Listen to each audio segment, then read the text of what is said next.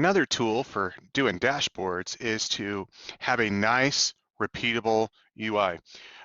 We can do stuff with the navigation menu, and that I'll do that in a different video, but one of the things you might want to do is have a common theme, clickable stuff across the top. And I've done that on my apps. I'm going to show you how I do it. So if we go to settings, what we want to do is we want to go to user interface, and we want to build a pre-built panel. And this pre-built panel, we'll grab our app,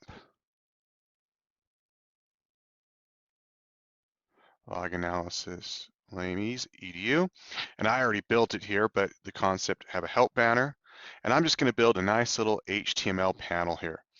And I'm going to make sure it spans 100%.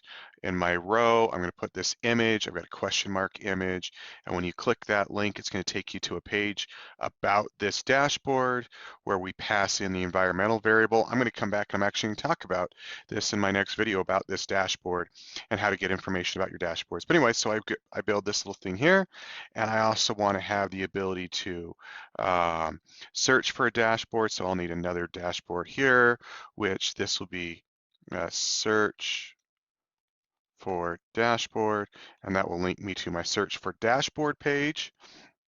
And it's going to have a magnifying glass that I want to refer to, which, by the way, if you want to put images in your app, you need to stick them in the static directory of the log of the app you want to put it in.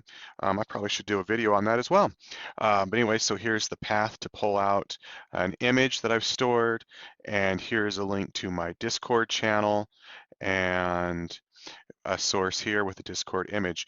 And so anyway, I've built this dashboard panel, and now I'm going to come in here to L.A.M.E edu, and I'm going to, let's go to L.A.M.E edu, and we'll create us a app. And we're going to go create a dashboard. I'm going to call it L.A.M.E demo with banner. I'm going to no description. We'll make it private. We'll make it public shared. You want to do this in classic dashboards. Hit create. Right now we have a blank page, but if we go hit add panel, add a pre-built panel, there's my little help banner I put in. It tells you error parsing. Don't worry about that. And boom, there is my page. And I can hit save, and that's how I put this exact same content on every page. So if I come in here and we see our help metadata info,